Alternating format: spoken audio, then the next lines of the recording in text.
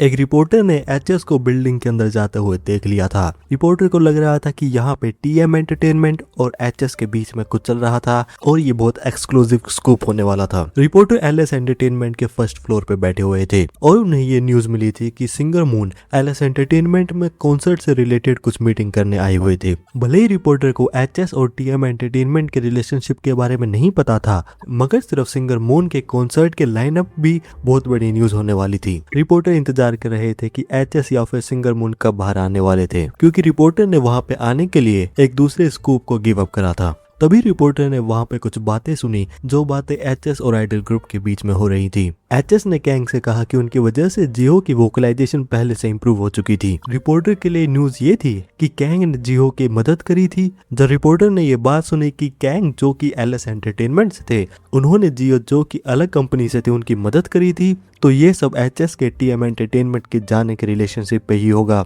मगर रिपोर्टर ये स्टोरी अभी ब्रेक नहीं कर सकते थे, क्योंकि उनके पास यहाँ पे ज्यादा एविडेंस नहीं था। रिपोर्टर ने जब आइडल ग्रुप को देखा तो उन्होंने पहचान लिया था कि वो द मून ग्रुप था, और क्या ये ग्रुप एलएस एंटरटेनमेंट में ट्रांसफर हो गया था। रिपोर्टर को लगा कि क्या न्यूज ये हो सकती थी कि एचएस एक नए आइडल ग्रुप को ग्रूम कर रहा था। रिपोर्टर ने न्यूज ये बना ली थी कि पार्ट टाइम आइडल ग्रुप जो कि अपने बॉटम पे है, उनकी मदद कंपोजर एचएस कर रहे हैं। रिपोर्टर को लग रहा था कि एक बहुत बड़ी न्यूज होने वाली थी और वो इस स्टोरी को एचएस के अगेंस्ट में रिलीज करने वाले थे। टीएम एंटरटेनमेंट की बिल्डिंग में द मून ग्रुप रिहर्सल कर रहा था और उस बीच वहां फोन पे मैसेजेस आ रहे थे। आइडल ग्रुप के मेंबर भी प्रैक्टिस करके बहुत ज्यादा थक चुके थे और वो जमीन पे कोलैप्स हो गए थे। मेंबर ने जिहो से पूछा कि क्यों ना वो एक ब्रेक लें, मगर जिहो ने इस बात से मना करा और ग्रुप मेंबर को खड़े होने के लिए कहा। ग्रुप मेंबर्स को पता था कि जियो वैसे तो बहुत ज्यादा इंटेंस पर्सन है, मगर जब से रिकॉर्डिंग फिनिश हुई थी तब से वो और ज्यादा क्रेजी हो रहे थे, क्योंकि द मून ग्रुप लगातार कई दिनों से प्रैक्टिस करता जा रहा था और उन्होंने इस बीच में कोई भी ब्रेक नहीं लिया था। जियो ने ग्रुप मेंबर को फिर से खड़ा होने के लिए कहा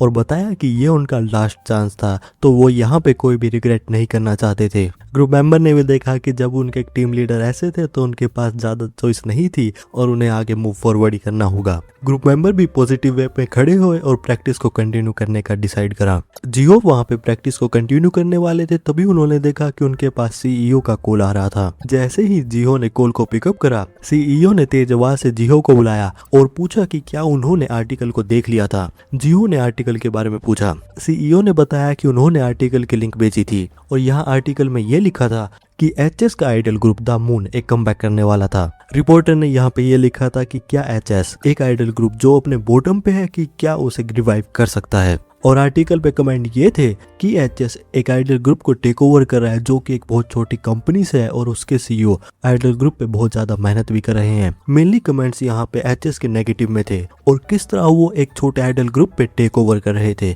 मगर कुछ कमेंट द मून ग्रुप के पॉजिटिव में भी थे। जियो भी इस सब से बहुत ज्यादा कंफ्यूज थे। जियो ने सीईओ को बताया कि ये सब मिस इन्फॉर्मेशन थी और उन्होंने एलएस एंटरटेनमेंट के साथ कोई भी कॉन्ट्रैक्ट एक्सचेंज नहीं करा था और वो अभी भी उन्हीं की कंपनी के मेंबर थे। सीईओ ने बताया कि उन्हें ये बातें पता थी और वो आगे कुछ बात बता ही रहे थे, मगर जियो ने सीईओ की बात पूरी नहीं सुनी और वो एचएस के बारे में सोचने लगे और उन्होंने सीईओ को बताया कि वो कंपोजर एचएस के पास कॉल कर रहे थे। इस बीच सीईओ जियो को अपनी बात बताने की कोशिश कर रहे थे, मगर वो बात पूरी नहीं हुई थी। जियो ने एचएस से पूछा कि क्या उन्होंने आर्टिकल देख लिए थे और उन्होंने माफी मांगी कि उनकी वजह से एचएस के बारे में नेगेटिव आर्टिकल्स रिलीज हो रहे थे और मिस इन्फॉर्मेशन भी स्प्रेड हो रही थी। एचएस ने जियो को बताया कि वो इस बारे में ज्यादा ध्यान नहीं दे रहे थे और वो भी मिस इन्फॉर्मेशन को बस इग्नोर कर सकते थे। एचएस ने बताया कि उन्हें इस सिचुएशन की एडवांटेज पे ध्यान देना चाहिए था और इस चीज को इग्नोर करना चाहिए था, मगर एचएस ने जियो से कहा कि वो उनसे डिसअपॉइंटेड थे। एचएस ने जियो से पूछा कि उन्हें लगा था कि उन्होंने इस इंडस्ट्री में बहुत ज्यादा समय बिता दिया था। जियो ने एचएस की बात का मतलब पूछा। एचएस ने जियो से कहा कि वो अपनी सॉफ्ट साइड ना दिखाए क्योंकि ये चीजें थोड़ी बोरिंग हो रही हैं और भले ही गाना कितना भी अच्छा हो, मगर एक आइडल ग्रुप के लिए बिना मीडिया प्ले के रिजल्ट में सक्सीड होना बहुत ज्यादा मुश्किल है। अगर उनके लिए एक स्टेज तैयार हो गया है तो क्यों ना वो इस अपॉर्चुनिटी को ग्रैब करें, और उन्हें ये बात पता ही होनी चाहिए क्योंकि वो एक लीडर थे। जियो ने कहा कि वो उनकी बातें समझ गए थे। एचएस ने जियो से पूछा कि क्या उन्होंने दूसरे आर्टिकल को चेक करा था। जियो को दूसरे आर्टिकल के बारे में नहीं पता था, तभी ग्रुप मेंबर ने जियो को वहां पे दूसरा आर्टिकल दिखाया जो कि कंपनी के सीईओ ने एक लिंक में भेजा था। एचएस ने बताया कि इस आर्टिकल में द मून ग्रुप को सिंगर मून के कॉन्सर्ट में गेस्ट परफॉर्मर के रूप में बुलाया जा रहा था। जियो भी इस बात से बहुत ज्यादा सरप्राइज थे। एचएस ने बताया कि उनका एक इंटरव्यू रिपोर्टर के साथ हो गया था और रिपोर्टर ने इंटरव्यू खत्म होने के बाद उसे अपलोड कर दिया था। ग्रुप मेंबर भी कह रहे थे कि ये बात बहुत ज्यादा बड़ी थी, क्योंकि आर्टिकल में ये लिखा था कि द मून ग्रुप जिसे एचएस ने पिक करा था उसका कमबैक होने वाला था। ग्रुप मेंबर पैनिक कर रहे थे क्योंकि सिंगर मून ने कभी भी किसी आइडल ग्रुप को गेस्ट परफॉर्मर के रूप में नहीं बुलाया था और बात कर रहे थे कि वहाँ पे सिर्फ जो लोग डोमेस्टिकली फेमस होते हैं वही परफॉर्म करते हैं। ग्रुप मेंबर भी खुश हो रहे थे और कह रहे थे कि क्या वो सच में वहाँ पे परफॉर्म करने वाले थे। एचएस ने बताया कि वो वहाँ पे सिर्फ जाके परफॉर्म नहीं कर सकते थे, क्योंकि उन्हें ये प्रूव करना होगा कि वो लोग इस चीज के लिए कैपेबल थे। और उनका आइडल ग्रुप द मून, उनका डेब्यू जब होगा जब एलएस एंटरटेनमेंट की परफॉर्मर योन का डेब्यू होगा। एचएस ने बताया यहाँ पे दो में से एक चीज होने वाली थी कि या तो सिर्फ ये एक मीडिया प्ले रहेगा जो कि कुछ समय के लिए रहेगा, और दूसरा पॉइंट ये था कि वहाँ पे द मून ग्रुप अपना नाम बनाएगा। भले ही वहाँ पे सॉन्ग अच्छा हो, मगर उनकी परफॉर्मेंस अगर अच्छी नहीं हुई तो वो वहाँ पे अपना नाम नहीं बना पाएंगे। और वो भी देखेंगे कि क्या वो के सिंगर स्टार के विनर योन के अगेंस्ट कैसे कम्पीट करेंगे। योन के डेब्यू की प्लानिंग मीटिंग में सीईओ ने पीआर टीम को मीटिंग को शुरू करने के लिए कहा। पीआर टीम के मेंबर ने प्रेजेंटेशन में बताया कि योन की स्टोरी पहले से ऑडियंस को पता थी, और साथ ही में योन की जो पुरानी पोस्ट थी उसकी वजह से वो बहुत ज्यादा हॉट टॉपिक बन गई थी।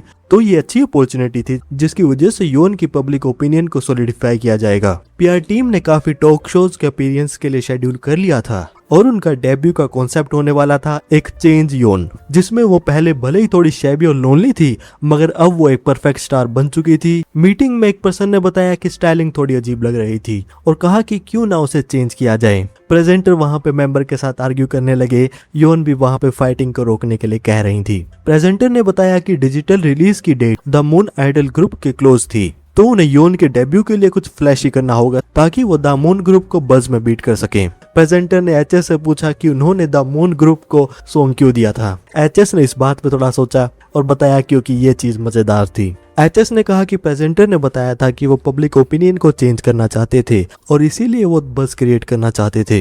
तो अगर योन ऐसे आइडल्स के बीच में फर्स्ट आएंगे जिन्हें कोई भी नोटिस नहीं कर रहा है तो ये बात बोरिंग होने वाली थी। तो अगर वो ये चीज कर ही रही थी तो क्यों ना वो ऐसे सॉन्ग का इस्तेमाल करे जिसके कंपोजर सेम हो, ताकि योन अपनी स्किल और एबिलिटी से वहां पे जीते। एचएस ने प्रेजेंटर से उनके इस डेब्यू के कॉन्सेप्ट के बारे में पूछा, मगर सच तो ये था कि एचएस ये सब सिर्फ फन के लिए कर रहे थे। एचएस ने बताया कि उन्हें उम्मीद तो यही थी कि वो योन का डेब्यू एग्रेसिवली अप्रोच करेंगे और उन्होंने जो सॉन्ग दिया था वो किसी भी कंपटीशन को क्रश करने वाला था, मगर उस चीज को शोकेस कैसे किया जाएगा वो सब योन पे था और जो बाकी था वो डिपेंड करता था कि द मून आइडल ग्रुप अपने गाने को कैसे परफॉर्म करेगा। यहाँ द मून के आइडल ग्रुप में वहाँ एक ग्रुप मेंबर अपने एप्स को दिखा रहे थे, तो दूसरे ग्रुप मेंबर ने कहा कि उन्होंने ये चीज बहुत बार कर चुकी थी तो वो रुक क्यों नहीं रहे थे। ग्रुप मेंबर ने बताया कि वो ये चीज कॉन्फिडेंस के लिए कर रहे थे, मगर ग्रुप मेंबर ये समझ गए थे कि वो ज्यादा नर्वस थे और वो अपने आप को रिलैक्स करने के लिए ये सब कर रहे थे। मेंबर ने रिलैक्स होने के लिए कहा और बताया कि उनके एल्बम के प्री ऑर्डर सेल्स भी बहुत ज्यादा अच्छे थे। तभी वहां पे जियो आए और उन्होंने बताया कि ये सब कंपोजर के फैंडम की वजह से हुआ था और आज जो उन्हें परफॉर्मेंस शो करनी थी वो उनकी खुद की स्ट्रेंथ की वजह से होगी और उन्हें सॉन्ग में द मून ग्रुप की वैल्यू को दिखाना होगा। मेंबर बात कर रहे थे कि वो अपने डेब्यू से भी ज्यादा नर्वस में थे। तभी जिहो के पास एक मैसेज आ गया था। मेंबर ने मैसेज के बारे में पूछा। मेंबर को लग रहा था कि ये मैसेज उनके पेरेंट्स से आया होगा, तो उन्होंने कहा कि ये बात बहुत अच्छी थी, मगर जियो ने बताया कि मैसेज उन्हें कंपोजर ने भेजा था। जियो मैसेज पे खुश इसलिए थे क्योंकि उन्होंने एचएस को जो भी अब तक मैसेज भेजे थे वो सब एचएस ने इग्नोर किए थे। मेंबर ने भी जब सुना कि ये मैसेज कंपोजर से आया था तो वो भी बहुत ज्यादा खुश हो गए थे, मगर जियो को लग रहा था कि मैसेज से कम एक वार्निंग ज्यादा लग रही थी। तभी वहां पे स्टाफ मेंबर आए और उन्होंने बताया कि मून ग्रुप की बारी 3 मिनट में आने वाली थी। जियो ने वहां पे मैसेज ले लिया था। सभी ग्रुप मेंबर परफॉर्मेंस से पहले साथ में खड़े थे और कह रहे थे कि उन्होंने इसी मोमेंट के लिए हार्ड वर्क करा था। स्टेज पे अनाउंसर थी और उन्होंने बताया कि अगली परफॉर्मेंस द मून ग्रुप की थी। The Moon idol group stage पे आ रहा था। शो में यहाँ पे एक द मून ग्रुप की फैन थी, वो देख रही थी कि वेन्यू पूरा पैक था और क्या इस बात का कारण ये था कि वहाँ पे एचएस का सॉन्ग रिलीज हो रहा था। तभी वहां पे सॉन्ग शुरू होने लगा। फैन ने देखा कि वहां पे सॉन्ग की वाइब चेंज थी और उन्होंने द मून ग्रुप से ऐसा सॉन्ग कभी भी नहीं सुना था और डाउट कर रही थी कि भले ही एचएस ने उन्हें एक सॉन्ग दिया था मगर क्या द मून ग्रुप उसे अच्छी तरह से प्ले कर सकता था। क्योंकि अगर वहां पे कुछ भी गलत जाएगा तो द मून ग्रुप को क्रिटिसाइज करा जाएगा क्योंकि उन्होंने एचएस के सॉन्ग को खराब करा था। भले ही जब भी एक सॉन्ग फेमस होता है मगर जिस सिंगर ने उसे परफॉर्म करा होता है वो मेजरली इतना फेमस नहीं होता है। फैन ने द मून ग्रुप को हमेशा से सपोर्ट करा था मगर वो श्योर नहीं थी कि द मून ग्रुप एचएस के सॉन्ग पे जस्टिस कर पाएंगे या फिर नहीं। सॉन्ग वहां पे शुरू हो ही रहा था तभी फैन ने सामने देखा कि जीहो ने वहां पे सॉन्ग की ओपनिंग करी थी। फैन भी देख रही थी कि जीहो का सिंगिंग स्टाइल चेंज हो गया था और क्या शायद बात ये थी कि वो हमेशा से सिंगिंग में इतने अच्छे थे। जीहो के बाद नेक्स्ट सेगमेंट चैन यंग का था। फैन देख रही थी कि जीहो ही नहीं वहां पे चैन यंग की भी साउंड वहां पे क्लियर हो चुकी थी। एक एक करके ग्रुप के सभी मेंबर के सिंगिंग की बारी आ रही थी। फैन भी जो है परफॉर्मेंस होती हुई देख रही थी। ऑडियंस में फैन भी गाने को सुन रही थी और जब उन्होंने सॉन्ग को सुना तब उनके पास जो भी उनकी चिंताएं थी वो उन सबको भूल चुकी थी और इसी के साथ the Moon group idol group की परफॉर्मेंस खत्म हो चुकी थी। नेक्स्ट डे फैन जब कम्यूट कर रही थी तो वो भी याद कर रही थी कि द मून की परफॉर्मेंस बहुत ज्यादा अच्छी थी और वो एचएस को लेके भी बहुत ज्यादा ग्रेटफुल थी। फैन को लग रहा था कि जैसे ही म्यूजिक शो इंटरनेट पर रिलीज होगा सभी लोग द मून ग्रुप की बात करेंगे। मगर जब उन्होंने आर्टिकल देखे तो आर्टिकल्स में यहाँ पे योन की बात हो रही थी। डिजिटल रिलीज के 10 मिनट पहले चार्ट के अपडेट होने का इंतजार हो रहा था और यहाँ आर्टिकल्स में भी योन के बारे में बातें हो रही थी। एम्प्लॉय ने योन को बताया कि वह सॉन्ग की रेपुटेशन को चेक करके उन्हें बता देंगी मगर योन ने कहा कि योन का गाना था तो वो खुद चेक करना चाहती थी। डायरेक्टर किम ने योन से कहा कि उन्हें ज्यादा चिंता करने की जरूरत नहीं थी क्योंकि वो के स्टार सिंगर की विनर थी और साथ ही में वो ऐसी आर्टिस्ट थी जिन्हें एचएस ने पिक करा था तो वहां पे रिस्पॉन्स आने वाला था। योन भी कह रही थी कि क्या उन्हें यही लगता था। योन ये बातें कहते हुए स्माइल तो कर रही थी मगर उन्हें पता था कि भले ही उनके पास ये टाइटल थे मगर वो नर्वस हो रही थी क्योंकि एचएस ने जिस भी आर्टिस्ट को सॉन्ग दिए हैं वो सब अच्छा ही परफॉर्म कर रहे थे और ये बात सिर्फ एलएस एंटरटेनमेंट के आर्टिस्ट की नहीं थी क्योंकि द मून ग्रुप भी वहां पे फेमस हो रहा था। योन भी देख रही थी कि द मून ग्रुप भी वहां पे अच्छा कर रहा था और उन्हें पता था कि ये बात सिर्फ सिंगिंग की नहीं थी। बिना नर्वस हुए सिंगिंग करना जरूरी था मगर साथ ही में योन देख रही थी कि द मून आइडल ग्रुप वहां पे लिरिक्स के अकॉर्डिंग अलग अलग एक्सप्रेशंस को रिप्रेजेंट कर रहा था। योन देख रही थी कि द मून ग्रुप के कंपैरिजन में उन्होंने सिर्फ यही मैनेज करा था कि वो बिना नर्वस हो लोगों के सामने सिंग कर सकती थी और वो सोच रही थी कि क्या वो इस इंडस्ट्री में ज्यादा समय टिक पाएंगी। तभी मेंबर ने योन को बुलाया। योन ने पूछा कि क्या वहां पे चार्ट्स अपडेट हो गए थे। एम्प्लॉय ने भी कहा कि योन कुछ ज्यादा ही ऑब्वियस क्वेश्चंस कह रही थी। डायरेक्टर किम ने कहा कि ये बात होनी मुश्किल ही थी कि एचएस का गाना चार्ट्स पे नहीं आए। डायरेक्टर किम ने योन को एडवांस में कांग्रेचुलेशंस कहा क्योंकि चार्ट में रैंक 1 पे गाना कैंग का था, रैंक 42 पे द मून ग्रुप का और रैंक 19 पे योन का। डायरेक्टर किम ने बताया कि इस पॉइंट से योन ऊपर ही क्लाइम करने वाली थी। यहाँ एयरपोर्ट पे यूना बहुत ज्यादा खुश थी कि वो फर्स्ट क्लास में जा रही थी तो एचएस ने यूना को बताया कि फर्स्ट क्लास में बॉडी वेट के अकॉर्डिंग प्राइस चेंज होता है। यूना कह रही थी कि एचएस फिर से झूठ कह रहे थे मगर एचएस ने कहा कि वो सच कह रही थी और ये बात ऐसी ही थी कि वो बैगेज के वेट के अकॉर्डिंग चार्ज कर रहे थे। यूना ने पूछा कि क्या ये बात सच थी तो एचएस ने कहा कि बिल्कुल भी नहीं। एचएस और यूना को मजाक करते हुए पीछे उनके फादर देख रहे थे और वो भी सोच रहे थे कि वो इतने क्लोज कब हो गए थे। एचएस ने जब अपने डैड को स्माइल करते हुए देखा तो वो भी अंदर से अच्छा फील कर रहे थे और जब से वो देख रहे थे कि उनकी फैमिली कितनी खुश थी तो वो फील कर सकते थे कि पास्ट के कंपेयर में उनकी लाइफ कितनी चेंज हो चुकी थी और वहां पे सिर्फ उनकी ही लाइफ नहीं उनके क्लोज जो लोग थे उनकी लाइफ भी। यूना एचएस को चार्ट्स दिखा रही थी और बता रही थी कि योन और द मून दोनों चार्ट्स में आ चुके थे। एचएस ने कहा कि ये चीज होनी बिल्कुल ऑब्वियस ही थी। यूना ने बताया कि इस रेट पे एचएस ही चार्ट्स को डोमिनेट करने वाले थे। एचएस भी इस बात पे एग्री कर रहे थे। यूना ने एचएस से पूछा कि क्या सॉन्ग के रिलीज होते ही ट्रिप पे जाना ठीक होने वाला था। एचएस ने यूना को बताया कि उन्होंने चार्ट्स को देख लिया था। यूना ने बताया कि बात ऐसी नहीं थी और बताया कि अगर वहां पे वो होती तो वो लगातार रिएक्शंस को चेक करती। एचएस ने बताया कि बार बार देखने से कुछ भी चेंज नहीं होने वाला था। यूना ने एचएस की बात से एग्री करा मगर कहा कि ये बात अच्छी होगी कि गाना अच्छा परफॉर्म करे। एचएस देख रहे थे कि यूना इस चीज को लेकर चिंता में रहने वाली थी और क्योंकि फ्लाइट टेक ऑफ करने में टाइम था तो उन्होंने सॉन्ग्स की रैंकिंग को चेक करने का डिसाइड करा। एचएस ने पहले द मून आइडल ग्रुप के रिएक्शंस को चेक करने का डिसाइड करा। एचएस वहां पे द मून ग्रुप के रिएक्शंस को देख रहे थे और देख रहे थे कि रिएक्शन वहां पे पॉजिटिव ही थे। कमेंट्स के बीच वहां पे एक कमेंट मून ग्रुप की शोकेस वीडियो पे था। एचएस को भी याद आया कि उनका एक शोकेस वीडियो भी था तो एचएस ने वहां पे वीडियो को प्ले कर दिया था। शोकेस वीडियो में ग्रुप मेंबर्स वहां पे फैन लेटर्स को रीड कर रहे थे। फैन लेटर में वही ऑब्वियस बातें हो रही हैं, ग्रुप का अप्रिशिएट किया जा रहा है, इमोशनल बातें बातें हो रही है, फैंस जो वहाँ पे बात सुन रहे हैं वो भी इमोशनल हो रहे हैं, मजे आ रहे हैं। एक एक करके सभी ग्रुप मेंबर अपने फैन लेटर पढ़ रहे हैं, खुश हो रहे हैं, इमोशनल हो रहे हैं, पूरा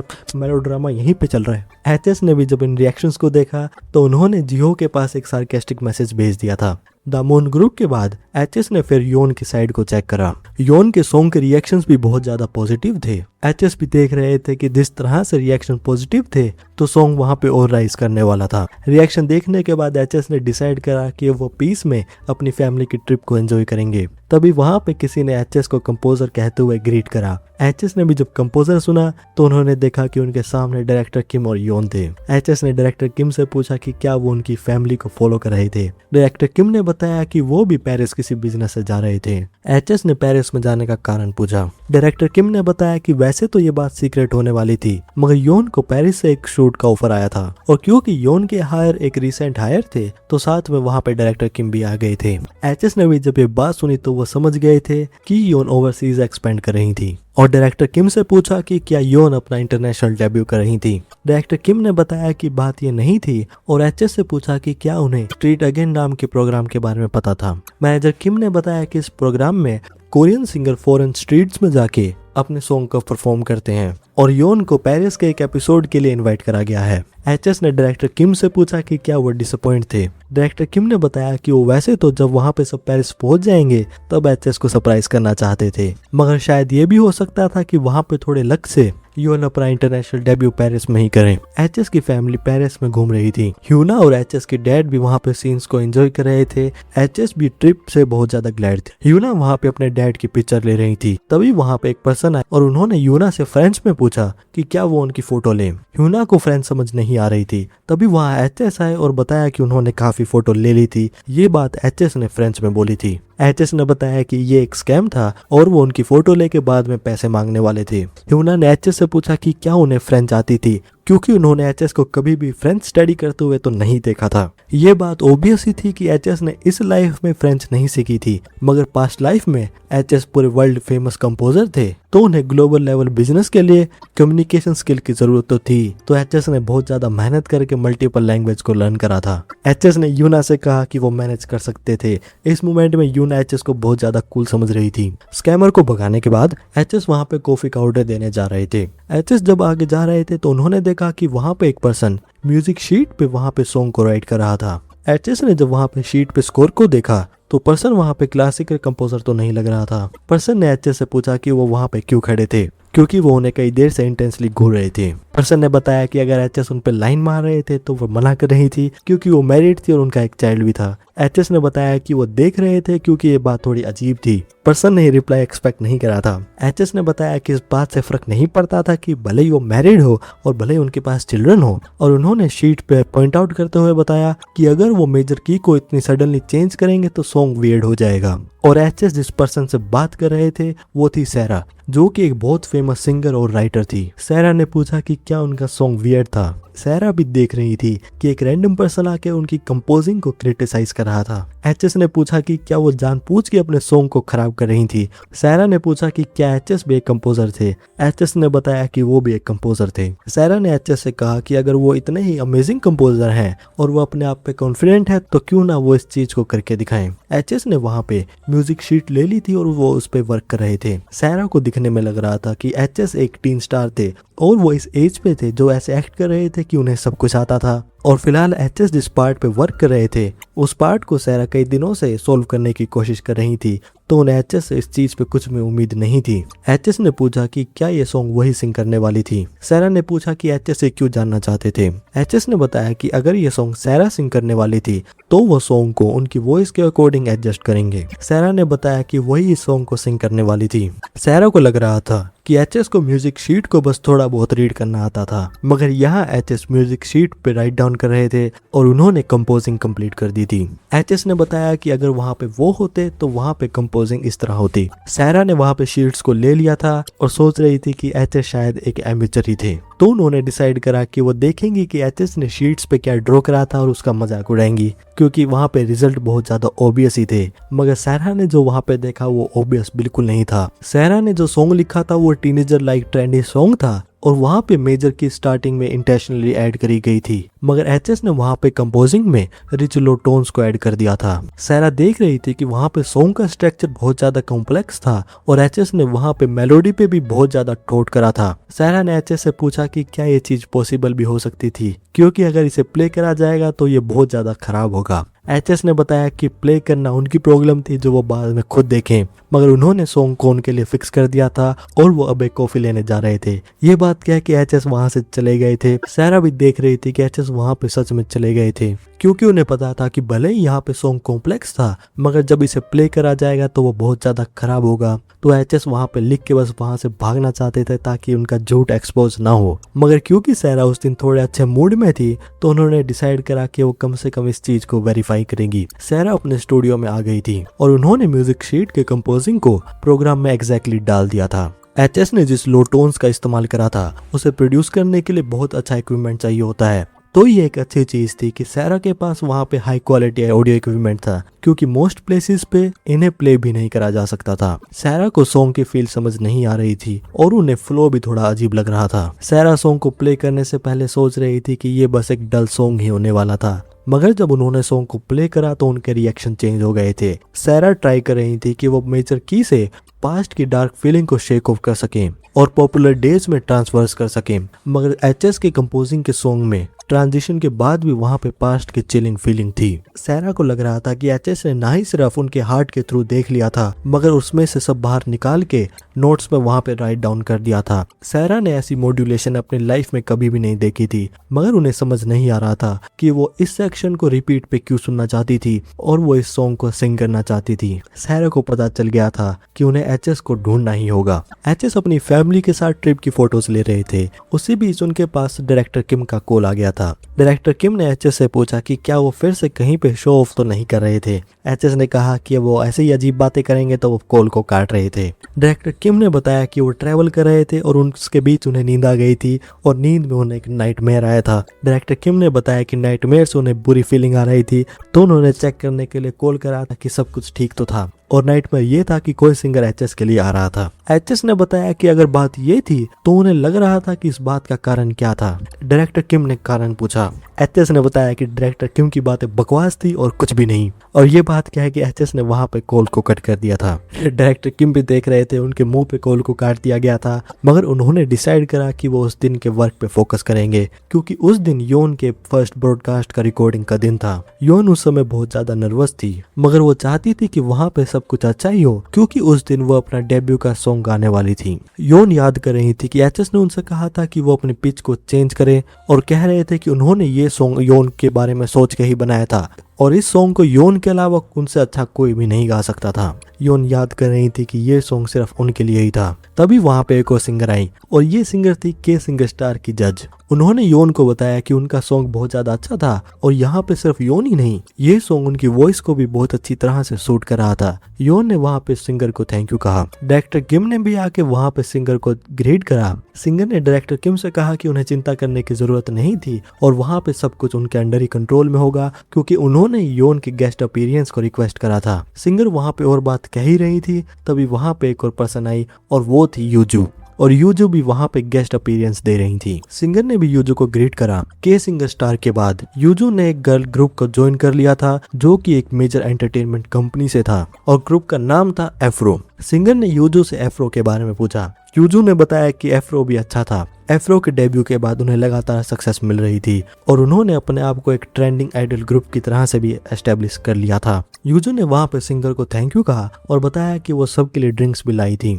यूजू के मैनेजर वहाँ पे सबको ड्रिंक्स दे रहे थे, तभी सिंगर ने कहा कि वहाँ पे एक कॉफी कम थी क्योंकि वहाँ पे योन की कॉफी नहीं थी। यूजू अपनी सक्सेस के बाद ऐसे एक्ट कर रही थी कि जैसे पूरी दुनिया उनके जमीन के नीचे थी। यूजू के मैनेजर वहाँ पे जवाब दे रहे थे, तभी यूजू ने अपने मैनेजर को इंटरप्ट करा और सारा ब्लेम अपने मैनेजर पे डाल दिया था। यूजू वहाँ पे अच्छा बिहेव करने लगी और कहा कि वो अपनी कॉफी योन को दे रही थी। यूजू सोच रही थी कि योन को पहले यूजू को ग्रीट करना चाहिए था और क्योंकि सिर्फ एचएस योन को फेवर कर रहे थे तो योन कुछ ज्यादा ही एरोगेंट बिहेव कर रही थी। योन ड्रिंक को रिफ्यूज कर रही थी, मगर यूजू थोड़ी फोर्सफुल थी और वहाँ पे कॉफी योन के ऊपर गिर चुकी थी। यूजू वहाँ पे एक्ट करने लगी और वहाँ पे माफी मांगने लगी, कह रही थी कि ये सब एक्सीडेंट ही था। मैनेजर किम ने कहा कि वो स्टाफ के पास चेक करके बताते हैं कि वहाँ पे और स्पेयर क्लोथ्स है या नहीं है, और वो उनके क्लॉथ और मेकअप को रीडू कर सकते थे। डायरेक्टर ने बताया कि उनके पास हेयर और मेकअप को रीडू करने का टाइम नहीं था क्योंकि वहाँ पे सनसेट होने वाला था। डायरेक्टर किम ने पूछा कि क्या शूट नाइट बैकग्राउंड में हो सकता था।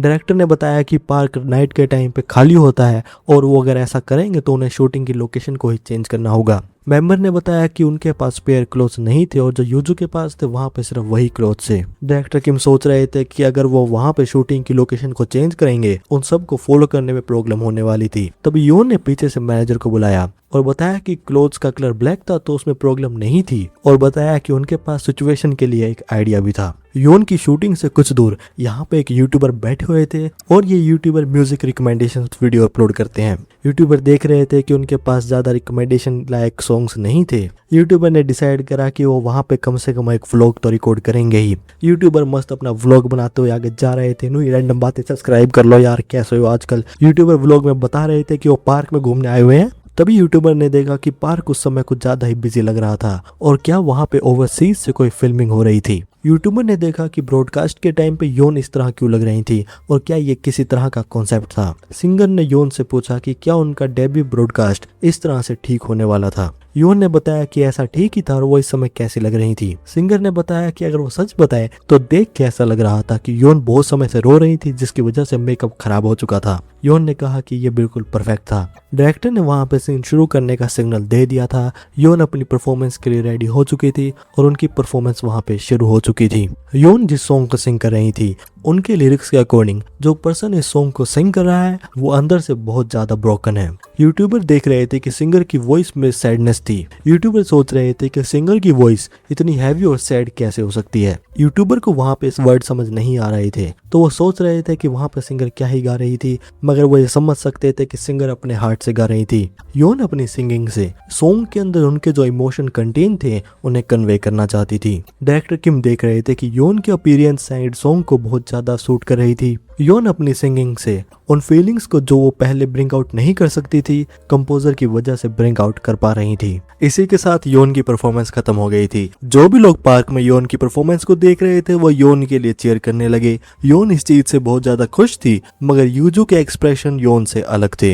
होटल के बार में यूजू यहाँ पे ड्रिंक करते हुए योन के बारे में कह रही थी कि केसिंग स्टार से ही योन हमेशा दूसरों के सामने इमोशनल ड्रामा करती है, तो सब उनकी इतनी हाइप क्यों कर रहे थे। यूजू इस सब को ज्यादा देर नहीं देख सकती थी तो यूजू ने योन को कॉल करके बार में बुला लिया था और कहा कि वो चाहती थी कि वो वहां पे आके उन्हें पिक करें। कुछ देर बाद योन यूजू को पिकअप करने आ गई थी। योन ने यूजू से पूछा कि क्या वो ठीक थी और क्या वो चल सकती थी। यूजू ने योन से पूछा कि क्या वो ये चीज जानबूझ के कर रही थी। योन ने पूछा वो कौन सी चीज की बात कर रही थी। यूजू ने कहा कि वो नाइस होने की एक्टिंग कर रही थी और वो ऐसे एक्ट कर रही थी ताकि लोग उनसे सॉरी फील करें, जिसकी वजह से उन्हें लोगों की अटेंशन मिले, और ये सब योन का एक्ट था। यूजू ने योन से कहा कि उन्होंने जो सॉन्ग भी रिलीज करा था वो भी उन्होंने अपने सिंपैथी कार्ड प्ले करके ही सेल करा था और यही योन की स्टार्टिंग से स्ट्रेटजी थी। योन को भी याद आया कि पीआर डिपार्टमेंट ने योन की पोस्ट का प्रमोशन एंगल की तरह इस्तेमाल करा था। योन कह रही थी कि ऐसा कुछ नहीं था, लेकिन तभी यूजू ने जोर से काउंटर पे स्लैम करा और वो योन पे चिल्लाने लगी और उनसे पूछने लगी कि क्या उन्हें नहीं लग रहा था कि वो बाकी दूसरे लोगों पे एक बोझ थी, और क्योंकि वो स्टार्टिंग से ही एचएस या फिर सिंगर मून के भरोसे चल रही थी। योन ने भी जब ये बात सुनी तो उन्हें उनकी और एचएस के बीच की बात याद आई। एचएस ने योन से उनकी एसएनएस पोस्ट के बारे में पूछा। योन ने बताया कि उन्हें इस चीज में थोड़ी वियर्ड फीलिंग थी और उन्हें लग रहा था कि उन्हें सब कुछ डिलीट कर देना चाहिए था क्योंकि उन्हें इस चीज से गिल्टी फील हो रहा था। एचएस ने बताया कि वो लोगों से तरस खा के ही मार्केटिंग कर रही थी। योन ने कहा कि एक तरह से ये सही था, मगर एचएस ने कहा कि ये चीज वो सेल नहीं कर रही थी। एचएस ने बताया कि एंटरटेनमेंट इंडस्ट्री में सब कुछ बिकता है, भले ही वो रियल हो या फिर नहीं, और उन्होंने योन से पूछा कि क्या उनके पास उनके तरस के अलावा और कुछ बेचने के लिए नहीं था। योन ने पूछा कि क्या वो उनकी वॉइस या टोन की बात कर रहे थे। एचएस ने बताया कि वो उसकी बात नहीं कर रहे थे क्योंकि योन दुनिया में इकलौती ऐसी पर्सन नहीं थी जिनके पास एक स्टोरी थी। और योन से पूछा कि लोगों का रिस्पॉन्स क्या होगा जब वो ये गाना सुनेंगे। योन ने पूछा कि क्या रिस्पॉन्स पिटफुल होगा। एचएस ने बताया ये तो होगा ही, मगर इसके साथ लोग ये भी फील करेंगे कि उन्हें भी इस फीलिंग के बारे में पता था और देखेंगे कि वो भी सैड फीलिंग को जानते थे और वो भी काफी समय से अकेले थे। एचएस ने बताया कि भले यहाँ पे सॉन्ग हो या फिर आर्ट, लोग उसी चीज को एक्सपीरियंस करते हैं जिससे वो हमेशा रिलेट करते हैं। एचएस ने योन से पूछा कि लोग ऐसा गाना क्यों सुनते हैं। योन ने पूछा कंफर्ट फील करने के लिए। एचएस ने बताया कि हाँ बिल्कुल यही जवाब था और योन से कहा कि वो अपनी पीटी को सेंड नहीं कर रही थी और वो इस सॉन्ग से लोगों को कंफर्ट फील करा रही थी। योन ने यूजू से कहा कि वो उनसे ये बातें नहीं सुनना चाहती थी। यूजू ने फिर से कहा कि क्यों नहीं, क्योंकि वो स्टार्टिंग से एचएस या फिर सिंगर मून से लीच ऑफ कर रही थी। यूजू ने योन का चेहरा जोर से पकड़ लिया और योन से कहने लगे कि क्यों ना वो अपनी वॉइस को वहां पे सुनाए और वो उन्हें इग्नोर क्यों कर रही थी। योन भी सोच रही थी कि वो इस सिचुएशन में आखिर क्या करें। उसी होटल में दूसरी तरफ एचएस वहां पे लॉबी में चलते हुए आ रहे थे, तभी उन्होंने वहां से जोर से शोर सुना और एचएस वहां पे योन और यूजू के बीच की फाइट में आ गए थे। एचएस ने स्टार्टिंग में देखा कि वहां पे एक पर्सनल फाइट थी तो वहां पे इन्वॉल्व नहीं हुए थे और उन्होंने डायरेक्टर किम के पास मैसेज कर दिया था। तभी एचएस ने देखा कि यूजू ने योन का चेहरा जोर से पकड़ लिया था। एचएस भी सोचने लगे कि क्या योन एक इडियट थी, क्योंकि वो बिल्कुल भी रेजिस्ट नहीं कर रही थी। एचएस वहां पे आगे गए और यूजू से रुकने के लिए कहा। यूजू देख रही थी कि एक और रैंडम पर्सन आके योन की साइड ले रहा था। यूजू ने एचएस से साइड में होने के लिए कहा। इसी बीच वहां यूजू के मैनेजर भी आ गए थे और वो यूजू को शांत करने की कोशिश करने लगे। यूजू अपने मैनेजर को भी योन की साइड लेने के लिए मना कर रही थी और फिर से एचएस को कहने लगी कि वो थर्ड पार्टीज बीच में नहीं आए। एचएस भी देख रहे थे कि वो उन पे हाथ तो नहीं उठा सकते थे, तो उन्होंने यूजू से आराम से साइड में होने के लिए कहा। यूजू ने योन से कहा कि वो खुश तो होंगी क्योंकि फिर से रैंडम लोग आके उनकी मदद कर रहे थे। योन ने इस बात से मना करा। यूजू इस बात पे गुस्सा आए और उन्होंने योन को स्लैप करने की कोशिश करी। एचएस ने डिसाइड करा कि वो यहाँ पे स्लैप को रिसीव करेंगे और बाद में असॉल्ट के लिए केस करेंगे, लेकिन जब वहां पे स्लैप हुआ तो वहां पे स्लैप योन पे हुआ था। एचएस भी इस बात पे कंफ्यूज थे।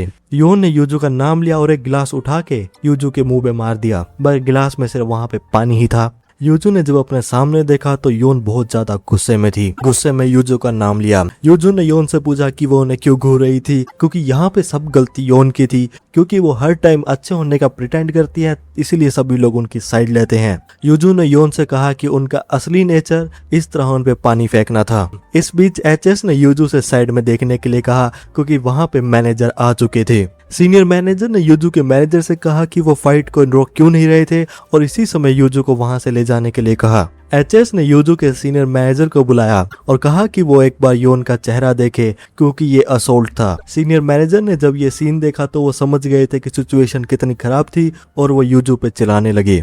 होटल के बाहर योन ने डायरेक्टर किम को पूरी सिचुएशन बता दी थी। योन ने डायरेक्टर किम से माफी मांगी। डायरेक्टर किम ने कहा कि वो ऐसा नहीं कह रहे थे कि उन्होंने इंड्योर करके अच्छा करा, मगर वो उन्हें बता रहे थे कि अगर वो केयरफुल नहीं रहे तो उनके बारे में रूमर्स फैल सकते थे कि वो ओवर रिएक्ट कर रही थी और पब्लिक ओपिनियन भी फॉर्म हो सकते थे। डायरेक्टर किम भी सोच रही थी कि योन को अचानक से इतना गुस्सा क्यों आ गया था और वो उम्मीद कर रहे थे कि फौरन में कोई भी उनका चेहरा ना पहचाने। डायरेक्टर किम ने योन को बताया कि अब से काफी लोग उन्हें ड्रैग डाउन करने की कोशिश करेंगे, तो उन्हें इन सिचुएशन में कंपोज ही रहना होगा क्योंकि एक ही मोमेंट में वहां पे वो ट्रैप में फंस सकती थी। डायरेक्टर किम सिचुएशन को हैंडल करने का तरीका बता रहे थे, तभी योन ने फिर से माफी मांगी और बताया कि जो बातें उनसे कही गई थी वो उन्हें हैंडल कर सकती थी, लेकिन जब उन्होंने देखा कि यूजू कंपोजर के बारे में बातें कर रही थी तो वो अचानक से गुस्सा हो गई थी और उन्होंने इसलिए ऐसा किया था। योन ने फिर से माफी मांगी। एचएस ने भी जब ये बात सुनी तो फिर से वो ऐसी अजीब फीलिंग को महसूस कर सकते थे क्योंकि उनकी पास्ट लाइफ में उनकी फैमिली के अलावा उनके लिए जेन्युइनली कोई भी एंग्री नहीं हुआ था, क्योंकि एचएस के पास जो लोग थे वो बस यही इंतजार करते थे कि एचएस एक गलती कब करेंगे, मगर एचएस देख रहे थे कि उनकी करंट लाइफ इतनी भी बुरी नहीं थी। डायरेक्टर किम ने योन से कहा कि उनकी बात समझ गए थे, मगर अगर अगली बार ऐसा कुछ हो तो वो अकेले इस चीज को हैंडल ना करें, क्योंकि उनके पास ऐसे लोग हैं जो उनके लिए स्टैंड अप करेंगे और वो कंपनी के स्टाफ का भी अच्छी तरह से यूज करें। इस बीच डायरेक्टर किम ने एचएस को बुलाया और पूछा कि क्या उन्होंने ये देखा था, क्योंकि पार्क में जो यूट्यूबर थे उन्होंने योन की वीडियो बना के यूट्यूब पे डाल दी थी। डायरेक्टर किम ने कहा कि वो ट्रांसलेटर ऑन कर रहे थे, लेकिन एचएस ने बताया कि वो वहां पे बात को समझ गए थे। डायरेक्टर किम ने भी एचएस से पूछा कि क्या उन्हें अब फ्रेंच भी आती थी, और बताया कि देख के ऐसा लग रहा था कि ये स्ट्रीट अगेन के शूट के बीच में फिल्म हुआ था, जिसमें योन की परफॉर्मेंस को कैप्चर कर लिया गया था और उसके रिस्पॉन्स भी बहुत ज्यादा अच्छे आ रहे थे। डायरेक्टर किम भी खुश होते हुए बता रहे थे कि योन की वॉइस ओवरसीज में पॉपुलर हो रही थी। एचएस ने कहा कि उन्होंने ये चीज देख ली थी और क्या वो वहां से जा सकते थे। डायरेक्टर किम ने एचएस को रुकने के लिए कहा क्योंकि वो एचएस को एक और चीज बताना चाहते थे। डायरेक्टर किम ने वहां पे चार्ट्स दिखा के एचएस को दिखाया क्योंकि वहां पे नंबर 1 पे कैंग का सॉन्ग था, नंबर 5 पे सिंगर मून का, नंबर 8 पे योन का और 21 पे द मून आइडल ग्रुप का, और इन सब के कंपोजर एचएस ही थे। डायरेक्टर किम ने बताया योन और मून के सॉन्ग्स भी ऊपर क्लाइम कर रहे थे और अगर यही रेट चलता रहा तो चार्ट में बैटल एचएस और एचएस के बीच में ही होगी। एचएस ने ये बात सुनी और कहा कि अगर यही बात थी तो वो जा रहे थे। डायरेक्टर किम ने भी देखा कि वो एचएस इतनी जल्दी जा रहे थे। डायरेक्टर किम भी सोच रहे थे क्योंकि एचएस को चार्ट की रैंकिंग से बिल्कुल भी फर्क नहीं पड़ता था, तो क्या एचएस इससे भी ऊपर कुछ एम कर रहे थे। डायरेक्टर किम को कुछ भी समझ नहीं आ रहा था कि एचएस के दिमाग में आखिर चल क्या रहा था, और एचएस से कहा कि वो स्विट्जरलैंड, स्पेन कहीं भी जा सकते थे, मगर वो कहीं पे भी जाके शो ऑफ तो नहीं करें। दूसरी तरफ कैंग, जिन्होंने एक नई हैबिट डेवलप करी थी जिसमें वो एक ग्रेटिट्यूड जर्नल को राइट करते थे। कैंग हर रोज ऐसी कुछ चीज राइट डाउन करते थे जिसे लेके वो ग्रेटफुल थे, मगर एंड में वो हमेशा एचएस को लेके ग्रेटफुल रहते थे क्योंकि उनके लिए कंपोजर ही बेस्ट थे। एचएस की वजह से कैंग जापानीज चार्ट्स पे भी टॉप रैंक कर रहे थे। कैंग ने सोचा था कि जब वो सक्सीड होंगे तो वो एचएस को रिपे करेंगे, तो उन्हें लग रहा था कि ये समय आ चुका था। कैंग के रूममेट ने बताया कि उनकी डिशेस बन गई थी और यहाँ पे जो भी डिशेस थी वो सब वहाँ पे रेडिश थी, मूलिया। रूममेट ने भी कहा कि भले ही ये सब चीजें वो खा रहे थे, मगर वो कुछ समय से कुछ ज्यादा ही मूलिया खा रहे थे। कैंग ने बताया ये है सिंक्रोनाइजेशन। रूममेट ने इस बात का मतलब पूछा। कैंग ने बताया कि ये बात एक तरह से स्पिरिचुअल एक्सचेंज है। कैंग ने वहां पे मैसेज लेके कंपोजर को भेज दिया था और मैसेज में कैंग ने लिखा था कि उन्होंने मूलिया देखी थी तो उन्हें कंपोजर एचएस की याद आ गई थी। यहाँ एलएस एंटरटेनमेंट के मीटिंग रूम में मीटिंग हो रही थी, लेकिन तभी वहां पे डोर पे नॉक हुआ। वहां पे एक स्टाफ मेंबर आए और बताया कि उनके लिए एक फैक्स आया था जिन्हें उन्हें अर्जेंटली चेक करना चाहिए था। मीटिंग में वहां पे टीम 1 के लीडर थे और टीम 2 के लीडर थे। डायरेक्टर चोई ने भी कहा कि उन्होंने कहा था कि एचएस तो यूरोप गए थे। टीम 1 के लीडर ने कहा कि उन्होंने कहा तो ऐसा ही था। तो डायरेक्टर चोई ने पूछा कि उन्हें लोग यहाँ पे क्यों ढूंढ रहे थे। टीम 1 के लीडर ने भी जब चेक करा तो एचएस को वहां पे न्यूयॉर्क फिलहार्मोनिक पे बुलाया जा रहा था और सोचने लगे कि आखिर न्यूयॉर्क में एचएस को क्यों ढूंढा जा रहा था। डायरेक्टर चोई ने भी पूछा कि न्यूयॉर्क हार्मोनिक तो एक वर्ल्ड फेमस ऑर्केस्ट्रा है जहाँ पे म्यूजिक के मास्टर हैं। टीम 2 के लीडर ने बताया कि बात तो यही थी, मगर वो अचानक से उनकी कंपनी से एक के-पॉप सिंगर को क्यों बुला रहे थे न्यूयॉर्क फिलहार्मोनिक में, जहाँ पे लोग बात कर रहे थे कि कोरिया से एक यंग पर्सन को इनवाइट दिया गया था और पूछ रहे थे कि आखिर ऐसा क्यों हुआ था। एडन ने कहा कि क्यों ना वो जाके पोस्टर को चेक करें।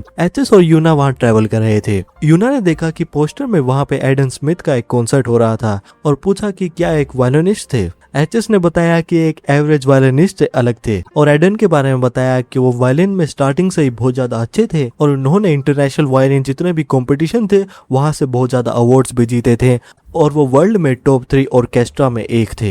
एचएस ने बताया कि एडन के कॉन्सर्ट हमेशा सेल आउट होते हैं और उनकी फीस वैल्यू भी बहुत ज्यादा एक्सपेंसिव होती है। एचएस ने कहा कि अगर उन्हें पता होता कि एडन वहां पे परफॉर्म कर रहे थे तो वो एडवांस में टिकट तो जरूर लेते। यूना ने भी जब एचएस की बातें सुनी तो वो भी एडन के बारे में थोड़ा क्यूरियस होने लगी। तभी यूना ने देखा कि वहां पे कोई वायलिन प्ले कर रहा था और एचएस से कहा कि क्यों ना वो इस चीज को जाके चेकआउट करें। एचएस देख रहे थे कि क्या वहां पे एक स्ट्रीट परफॉर्मेंस हो रही थी और जब वो वहां पे गए तो वहां पे एक पर्सन स्ट्रीट में वायलिन को प्ले कर रहा था। लोग कह रहे थे कि एक होमलेस पर्सन वहां पे 1 घंटे से वायलिन को प्ले कर रहा था और बात कर रहे थे कि पर्सन की स्किल तो बहुत ज्यादा अच्छी थी, मगर ये थोड़े अफसोस की बात थी कि वो होमलेस थे। लोग भले ही वहां पे परफॉर्मेंस का सुन रहे थे, मगर वो बात कर रहे थे कि उनकी अपॉइंटमेंट लेट थी तो वो वहां से जा रहे थे। यूना ने भी कहा कि वहां पे पर्सन बहुत ज्यादा अच्छी परफॉर्मेंस दे रहे थे। एचएस ने यूना के बात का जवाब नहीं दिया था और वहां पे उन्होंने कुछ रियलाइज करा था। यहाँ पे कुछ लोग परफॉर्मर को रिकॉर्ड कर रहे थे और बात कर रहे थे कि 1 घंटा हो चुका था, मगर फिर भी किसी ने पर्सन को रिकॉग्नाइज नहीं करा था, तो क्यों ना वो फिल्मिंग को स्टॉप कर दें। तभी दूसरे पर्सन ने कहा कि क्यों ना वो कुछ देर और चलते रहने दें, क्योंकि ये बात बहुत रेयर ही थी कि वो एक एक्सपेरिमेंट के लिए एडन को फिल्म कर रहे थे। और कहा कि ये बात थोड़ी फनी थी क्योंकि सिर्फ एडन ने थोड़े खराब कपड़े पहन रखे थे, मगर कोई भी एक वर्ल्ड क्लास परफॉर्मर को नहीं पहचान रहा था। और बताया कि वो इस चीज को एडिट कर सकते थे और कह रहे थे कि पेरिस के लोगों को आर्ट की वैल्यू नहीं थी। और कॉन्सेप्ट ये हो सकता था कि एंड में लोगों को सेलिब्रिटीज के नाम और फेम में वैल्यू है, उनके म्यूजिक में नहीं। एडन भी जो बहुत देर से परफॉर्म कर रहे थे बहुत ज्यादा थक चुके थे, मगर उन्हें इस बात से ज्यादा फर्क नहीं पड़ रहा था कि कोई भी उन्हें पहचान नहीं रहा था, मगर वो वहां पे ऐसी परफॉर्मेंस देना चाहते थे कि वहां से कोई जाए ना। तो उन्होंने वहां पे एक डिफरेंट पीस को प्ले करना शुरू कर दिया था और वहां पे वायलिन की ट्यून बिल्कुल चेंज हो गई थी। एचएस देख रहे थे कि पर्सन वहां पे जो पीस को प्ले कर रहे थे वो फेमस वायलिनिस्ट भी प्ले करना अवॉइड करते हैं क्योंकि ये प्ले करना बहुत ही ज्यादा मुश्किल होता है। और ये पीस था 24, मगर पर्सन वहां पे 24 पीस को बहुत ज्यादा अच्छी तरह से प्ले कर रहे थे।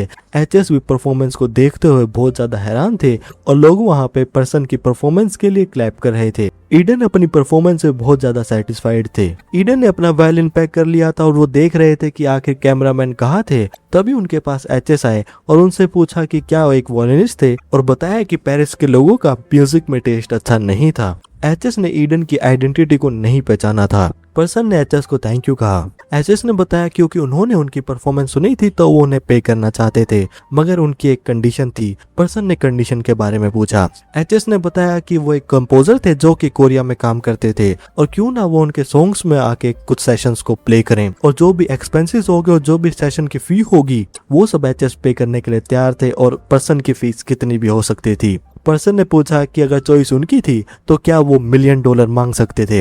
एचएस ने जब ये बात सुनी तो उन्होंने पर्सन से पूछा कि क्या वो डिस्काउंट ऑफर कर रहे थे। पर्सन को लग रहा था कि क्या एचएस ने उनकी आइडेंटिटी को पहचान लिया था, मगर एचएस सोच रहे थे कि ये पर्सन आखिर कौन थे क्योंकि देखने में ये पर्सन वायलिन में प्रोफेशनली ट्रेंड थे।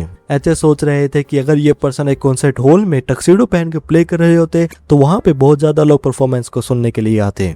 एचएस ने पर्सन को कहा कि वो उनसे एक बात कहना चाहते थे और जो उन्होंने परफॉर्मेंस दी थी ऐसा म्यूजिक बहुत लोगों को सुनना चाहिए था और इस बात का फर्क उनके क्लोथ से डिफरेंशिएट नहीं करना चाहिए। एचएस ने बताया कि वो जा रहे थे मगर क्यों ना वो इस बारे में सोचे और उन्हें जवाब दें। ये बात कह के एचएस चले गए थे और ईडन वहां पे एचएस के कार्ड को देख रहे थे और सोच रहे थे कि क्या एचएस अपने ऑफर को लेकर सीरियस थे और क्या सच में एडन ने जितना ऑफर करा था सच में एचएस उतना पे करने वाले थे। तभी वहां पे प्रोडक्शन टीम के मेंबर आए और उन्होंने एडन से पूछा कि क्या एक पर्सन ने उन्हें पहचान लिया था। एडन ने बताया कि उन्हें पहचाना तो नहीं गया था मगर उन्हें $1 मिलियन ऑफर करे गए थे एक सेशन के लिए। ह्यूना ने एचएस से पूछा कि वो किससे बात कर रहे थे।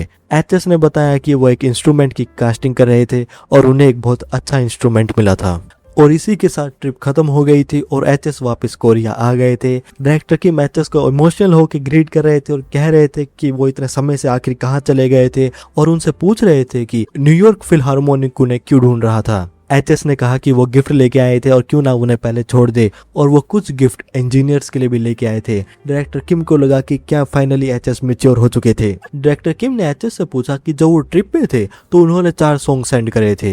एचएस ने बताया कि उन्हें अचानक से इंस्पिरेशन मिली थी तो उन्होंने उसी समय वहां पे काम करना शुरू कर दिया था। डायरेक्टर किम भी देख रहे थे कि एचएस म्यूजिक को लेकर कुछ ज्यादा ही ऑब्सेस्ड थे। एचएस कह ही रहे थे कि क्यों ना वो काम करना शुरू करें, लेकिन डायरेक्टर किम ने उन्हें रोक लिया और बताया कि वो उन्हें कुछ दिखाना चाहते थे और डायरेक्टर किम ने बताया कि म्यूजिक सेंटर चार्ट वहां पे शुरू होने वाला था और क्यों ना वो खुद देखें कि नंबर 1 पे कौन था। और यहाँ ब्रॉडकास्ट में अनाउंसर बता रही थी कि समय आ चुका था क्योंकि योन और मून आइडल ग्रुप एक वीक से चार्ट्स में रैपिडली क्लाइंब कर रहा था और ये रिवील करने का समय आ चुका था कि वहां पे फर्स्ट प्लेस पे कौन था।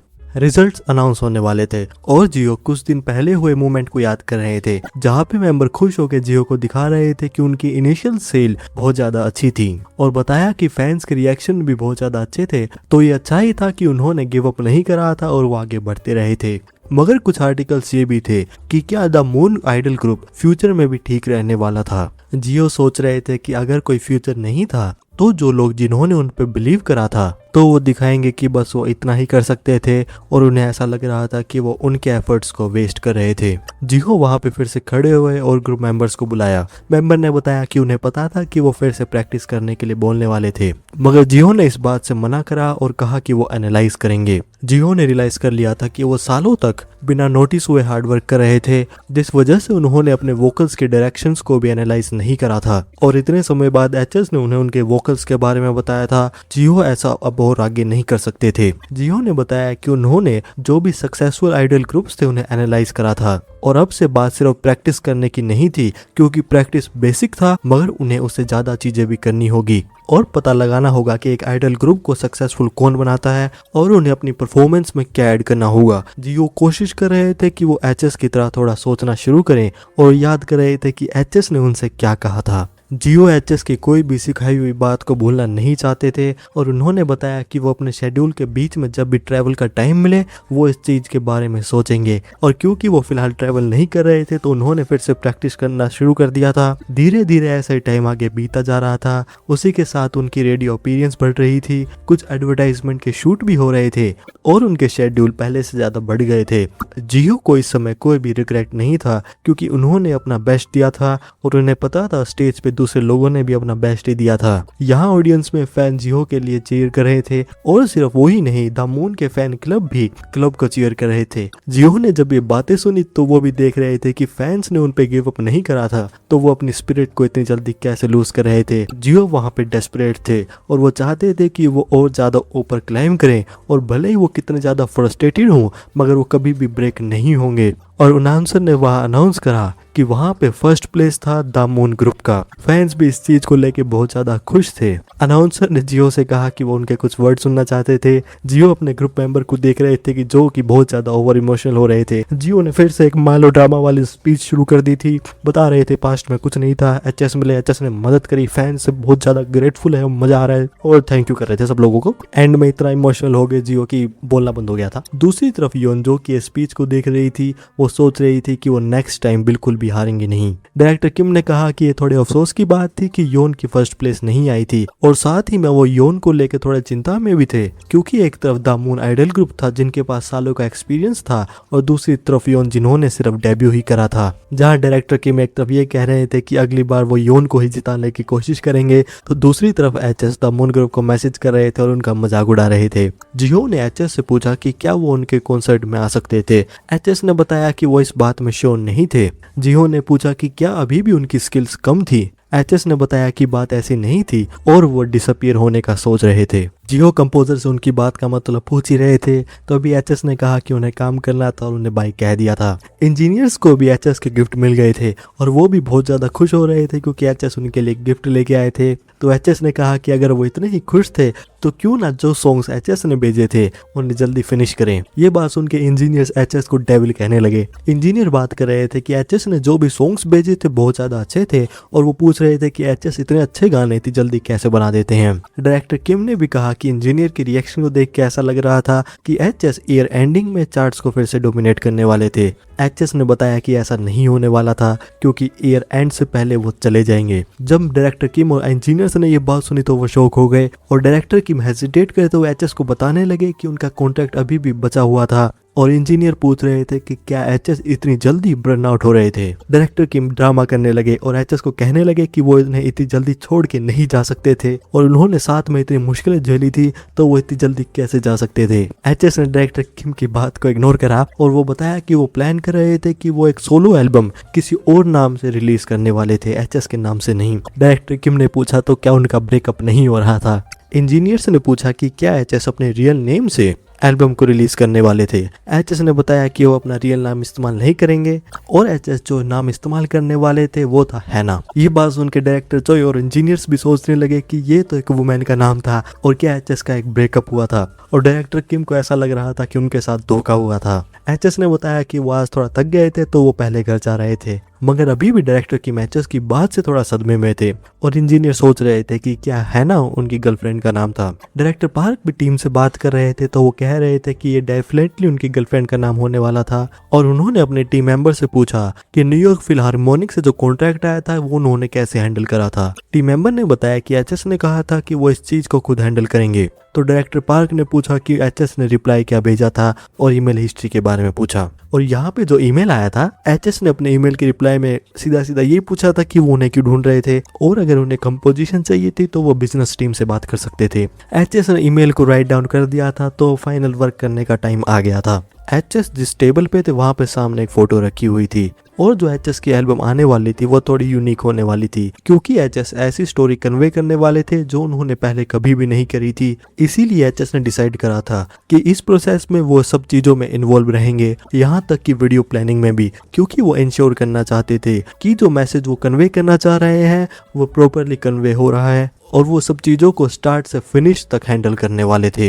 एल्बम का नाम था story I want to tell. ये एचएस अपने खुद के नाम से रिलीज करने की हिम्मत तो नहीं कर सकते थे, तो इसलिए उन्होंने हैना का नाम चूज करा था। एचएस सबसे पहले अपने इंस्ट्रूमेंट्स को सिलेक्ट कर रहे थे। एचएस ने डिसाइड करा था कि उनकी एल्बम में 5 ट्रैक होने वाले थे। पहला इंट्रो का सॉन्ग था जो कि एक स्ट्रॉन्ग इमोशन डालता है, जिसमें डीप सी की तरह सॉफ्ट और हैवी साउंड चाहिए। सेकंड सॉन्ग था विश, जिसमें सीजन वोकल स्किल चाहिए जो कि प्रोफाउंड एटमॉस्फेयर को मेंटेन कर सके।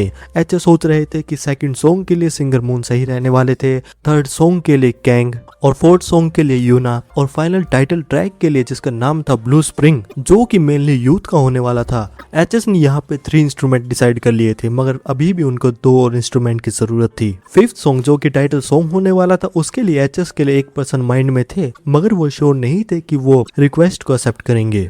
और first song out of the sea intro track था जिसमें लिरिक्स नहीं थे और उसमें बहुत ज्यादा सोफेस्टिकेटेड और हाई क्वालिटी परफॉर्मेंस की जरूरत थी, तो एचएस ने उस स्ट्रीट परफॉर्मर के बारे में सोचा जिन्हें एचएस पेरिस में मिले थे। एचएस सोच रहे थे कि वो उन जैसे इंस्ट्रूमेंट प्लेयर को कहाँ ढूंढ सकते थे, तभी डायरेक्टर किम एचएस का नाम चिल्लाते हुए वहां पे आए और एचएस से कहा कि वो अपने कपड़े निकालें। एचएस ने जब डायरेक्टर किम की बात सुनी तो वो ट्रॉमा में आ गए थे, मगर थोड़ी देर बाद पता चला कि डायरेक्टर किम एचएस को एक सूट पहनाना चाहते थे। और जब एचएस वहां पे सूट पहन के रेडी हो गए थे तब डायरेक्टर किम ने बताया कि न्यूयॉर्क फिलहार्मोनिक से एक पर्सन उनसे मिलने आए थे।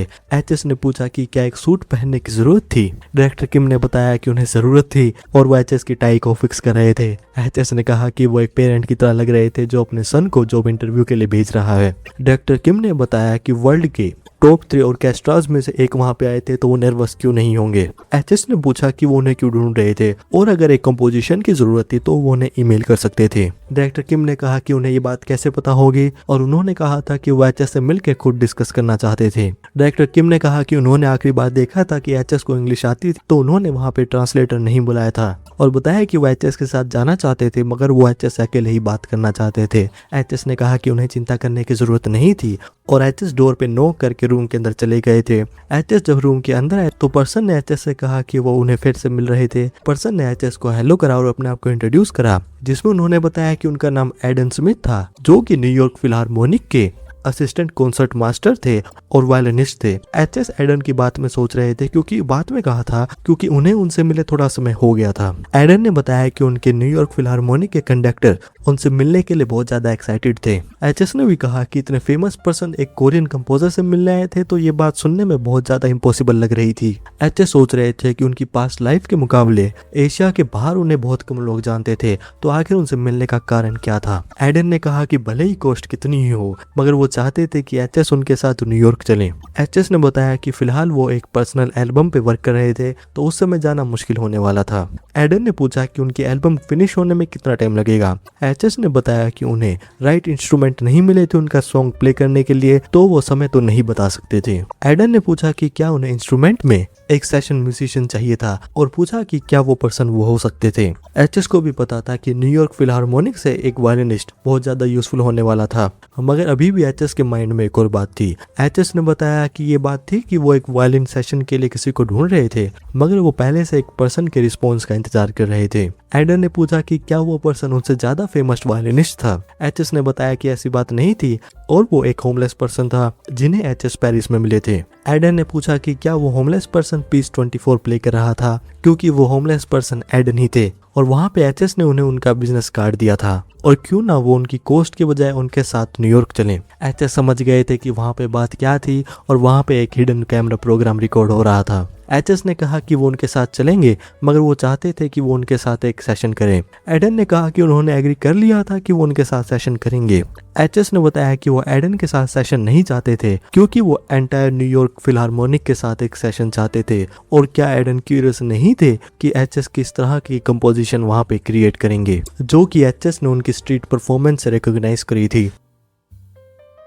चैप्टर खत्म। Time for yapping. बहुत समय हो गया यैप करे हुए। क्यों नहीं कर रहा मैं यैप मैं, क्योंकि कुछ थ्योरीज आगे बन नहीं रही है। यहाँ पे सीधी सीधी स्टोरी बन रही है, आगे कुछ सस्पेंस बना रही नहीं, आगे कुछ सस्पेंस बन नहीं रहा है। और अभी भी अगर यहाँ पे कमेंट, अभी भी एंड तक अगर वीडियो देख रहे हो, कॉन्ग्रेचुलेशंस। बहुत ज़्यादा रेयर बातें होते, रेयर चीज़ होती है कोई ये बंदा मेरी वीडियो आखिरी तक देख रहा है, तो कॉन्ग्रेचुलेशंस, तुमने कुछ भी प्राइज नहीं जीता है मेरी यैपिंग के अलावा। यैपिंग लोग कहते हैं भाई बड़ी लंबी करते हो तुम, मजे आते हैं मेरे को, स्किप कर सकते हो आप, मत करो, मत कर लो, मतलब चॉइस इज योर्स। कोई रिकमेंडेशन में देखो कोई बढ़िया नीचे वीडियो आ रखी होगी तो वो देख सकते हो। बिग न्यूज़ ये है कि नेक्स्ट जो मेरा यूजुअल जो प्लान रहता है, या तो हमारी स्टोर वाली वीडियो अपलोड होती है या फिर हमारी अंडरवर्ल्ड भूतों वाला रेस्टोरेंट वाली। स्टोरी अच्छी है, मैं कंटिन्यू करूंगा, ऐसा नहीं है। स्टोरी सारी कंटिन्यू होगी। 10-10 के कंपाइलेशन डल रहे हैं, चिंता मत करो। कंपाइलेशन डलने से पहले मतलब 10-10 की पैक डल रहे हैं, मतलब 21 से 50 नहीं, 21 से 30, 31 से 40 ऐसा। तो जैसे ये है 41 से 50, 50 चैप्टर हो गए हमारे। कॉन्ग्रेचुलेशन बॉयज, खुद को कॉन्ग्रेचुलेट कर रहा हूँ मैं कुछ नहीं, कोई नहीं आसपास। बॉयज मैंने तुम लोगों को बोला है, boys and people and humans and girls बहुत ज़्यादा रेयर है। So the point wise theory नहीं है इसमें कुछ। अभी सीधा सीधा होएगा कि एचएस वहाँ जाएंगे। एक मैं बता सकता, थ्योरी तो नहीं, मेरे को बोलना, मैंने बहुत ज़्यादा स्टोरीज पढ़ रखी है, तो मैं एक रैंडम तुक्का फेंक रहा हूँ बाहर कि जब ये बंदा आई मीन एचएस, जब एचएस वहाँ पहुँचेंगे ना न्यूयॉर्क फिलहार्मोनिक में, वहाँ ऑर्केस्ट्रा, तो वहाँ पे एक बंदा गारंटीड होगा जो प्लानिंग करेगा काम खराब करने का एचएस की। कुछ भी कंपोजिशन होगी, वर्ड नहीं बोले जा रहे, इसलिए इतना टाइम लगता है मेरे को वीडियो डालने में। एक वीडियो रिकॉर्ड करने में नहीं बोला गया अभी मुझसे। एक वीडियो रिकॉर्ड करने में मेरे को बहुत देर लग जाती है। एडिट करता हूँ मैं, बीच में खुद की गलत बातें सुन रहा हूँ मैं। गलत बातें मैं एक लाइन बोलूँगा, हाँ सही बोल, बहुत रेयर बड़ी बात होती है मैंने एक पैराग्राफ सही से मैंने रिकॉर्ड कर दिया हो, क्योंकि एक तो अटक जाता हूँ मैं, अटक के मैं पैराग्राफ बोल रहा हूँ, मुझे नहीं आ रहे हैं। मैं फिर से कंप्लीट बोलने का ट्राई करूँगा कि एक लाइन में निकालेंगे, एक ही फ्लो में। नहीं होता एक फ्लो, मुझे नहीं पता क्यों हो रहा है ये सब लाइफ में मेरे साथ, मगर एक फ्लो में मैं रिकॉर्ड कर दूँ बहुत ज़्यादा मुश्किल है। तो ये लगातार हर पैराग्राफ के लिए चलता है। आधी बार तो ऐसा होता है, मैं ये कर रहा हूँ, मैं रिकॉर्ड चैप्टर में पढ़ रहा हूँ, पहले चैप्टर में एक बार ऊपर देख लेता हूँ क्या क्या हुआ था, ठीक है, मैंने चैप्टर देख लिया क्या हुआ है। अब चैप्टर इन्होंने बांट रखा है। एक तो कुछ भी मेजर सीन आएगा ना, जैसे अभी आप जिहो का आपने देखा होगा, मेरी थ्योरी नहीं है इस चैप्टर्स में ज़्यादा। थ्योरी मेरी यही थी, एक बंदा आगे मिलेगा कुछ फिलहार्मोनिक में कोई ऑर्केस्ट्रा वाला, वो एचएस के खिलाफ आएगा, यही है मेरी थ्योरी। अब है मेरी कंप्लेंट्स, नया सेशन कंप्लेंट्स। तो कंप्लेंट्स मेरी क्या है, एक तो स्टोरी में कि कुछ भी हो रहा होगा ना सीधा सीधा नहीं दिखाएंगे। जैसे अभी देखा होगा कि वहाँ पे जब योन वाला चल रहा था, योन 2 बार हुआ था शायद, यस, कि योन की सिंपल उसके साथ लड़ाई हो रही है, यूजो के साथ, ठीक है, लड़ाई हो रही है, चाहिए लड़ो, मजे आ रहे हैं, क्या दिक्कत है। मगर क्यों बीच में 2 बार मुझे तुम पास्ट का सीन दिखा रहे हो? दिखा देते यार पहले कभी, जब योन एचएस हाथ में इतना तुमने दिखाया है कि बंदा सिखा रहा है स्टार्टिंग में, तो भाई कौन से चैप्टर में ध्यान नहीं, लास्ट वीडियो में था शायद, लास्ट वीडियो में मस्त वहाँ पे ज्ञान दे रहा है। लेकिन जो ये वाली चीज़ है, ये हम तब डीप थॉट्स हम दिखाएंगे जब सीरियस बात होने वाली है। एक तो मुझे बड़ा गुस्सा आया, ठीक है, कि वहाँ पे गिलास उठा के सिर्फ गिलास में से पानी मारा है। गिलास फोड़ो मुंह पे, प्लास्टिक का गिलास फोड़ दो मुंह पे। मैं ज़्यादा वायलेंस में नहीं जाऊँगा, यूट्यूब आजकल थोड़ा गुस्से में चल रहा है, तो बी ऑफेंसिव, ऑफेंसिव मत हो। मतलब स्टोरी में सेटिस्फाई नहीं हुआ मैं कि वहाँ पे एंड कैसे हुआ। दिखाओ यूजू अरेस्ट हो गई, उसके बारे में 4 स्कैंडल आ गए, मजे आ रहे हैं देखने में, कुछ सेटिस्फाइंग एंडिंग नहीं थी यूजू के साथ हमारी, कुछ माइंड द वर्डिंग। तो मुझे देखना था 4-5 बंदे मारता आगे, फाइट वगैरह होती है, एक्शन कुछ होता, कुछ नहीं हुआ। वहाँ पे बाद में बंदा उसे सिखा रहा है, उसे बता रहा है भाई क्यों बच के रहे योन। अच्छे वो योन के साथ 2 बातें बोल रहे हैं, ऐसा हो रहा है। वहाँ पे अटैक भी इनिशिएट उसने करा था सामने वाले ने, मगर फिर भी बाद में सॉरी 3 बार बुलवा दिया। आई डोंट लाइक वाला ये यहाँ पे ये मेरी कंप्लेंट थी। कंप्लेंट करने में सबसे आगे रहता हूँ मैं। मैंने एक्सपेक्ट करा था कि थ्योरी में एक ही बोलूँगा, खत्म हो जाएगा। एकदम से मेरे दिमाग में एक अचानक से मुझे कंप्लेंट का आया, तो वो मैं निकाल रहा हूँ। ये बहुत बार करता है पता है स्टोरी में। तो क्या करते हैं, जैसे एक स्टोरी चल रही है, एक सीन चल रहा है, एक सीन पूरा नहीं करेंगे, एक सीन चल रहा है उसमें 2 बार 3 बंदों के फ्लैशबैक दिखाएंगे जो कि आधा सेंस नहीं बना रहे हैं। मुझे स्टोरी का फ्लो बनाने में मुश्किल होती है, उस चक्कर में ना मैं अटक जाता हूँ। एकदम से ये हो रहा है, बात कर रहा है बंदा, एकदम से पास्ट का दिखा दिया। अब मैं सोच रहा हूँ इन दोनों लाइनों को कनेक्ट कैसे करूँ, क्योंकि कनेक्ट करूंगा सेंस नहीं बनाएगा। ठीक है, तो I don't know how to do this. हाँ, मैं अनाउंसमेंट कर रहा था, मैं रह गया था बीच में। तो मैं बता रहा था, एक दो हमारी है आगे जो साथ में है हमारी अंडरवर्ल्ड रेस्टोरेंट वाली है, एंड सेकंड जो हमारी है क्या नाम है सुपरमार्केट वाली, मैं भूल जाता हूँ नाम, पता नहीं क्यों। तो आगे दो है, उससे पहले वो आएंगी, चिंता मत करो, उनकी वीडियो आएगी उससे पहले। 1 से 10 अभी हमने रिलीज करी थी, मशीनरी टू नोबल बना था, उसकी एंडिंग ह्यूगो हमारे भाई आए थे, बहुत ज़्यादा इंटरेस्टिंग थी। तो अगला मैं उसका रिलीज करूंगा, उसके बाद उससे पहले एक्टर वाली आ सकती है हमारी। अभी भी देख रहे हो कुछ बढ़िया सा कमेंट करो, RAPRS मत कमेंट करना, ये मत कमेंट करना, ग्रेप्स राइट, कमेंट करो ग्रेप्स। तो वो हमारी आएगी, चिंता मत करो। हमारी मशीनरी वाली आई थी अगली। देखो प्लान अभी भी कुछ भी हो सकता है, मेरा प्लान ये है नेक्स्ट मैं वर्क करूंगा, जैसे अभी ये वीडियो एडिट हो जाती है, इसके बाद मेरा प्लान हुआ है कि हम मस्त हम उस पर काम करेंगे, मशीनरी वाली पे। 1 से 10 आए थे, 11 से 20 आ जाएंगे, और जब अभी उसके ऑफिशियल उसके 26 रिलीज हो चुके हैं, तो जब 21 से 30 आएगी ना, उससे पहले बिफोर दैट, उससे पहले हमारी आएगी उसकी 1 से 20 के कंपाइलेशन। उसके बाद जब 1 से 30 आ जाएंगे वो आ जाएंगे, तो चिंता मत करो। So that was it. तो यही था, thank you guys so much for watching. अभी भी देख रहे हो सब्सक्राइब करो, लाइक करो, हाइप कर दो। मैं पहली बार बोल रहा हूँ, कोई अभी तक सुन रहा है ना, बहुत ज़्यादा रेयर बात हो जाएगी, मुझे नहीं लग रहा है। टाइम स्टैम्प कमेंट कर दो कोई भी अभी भी सुन रहा है तो, क्योंकि एंड हो चुका है, अराउंड 40 मिनट्स की कुछ वीडियो बनेगी। तो thanks for watching, subscribe, bye bye, thank you, hype.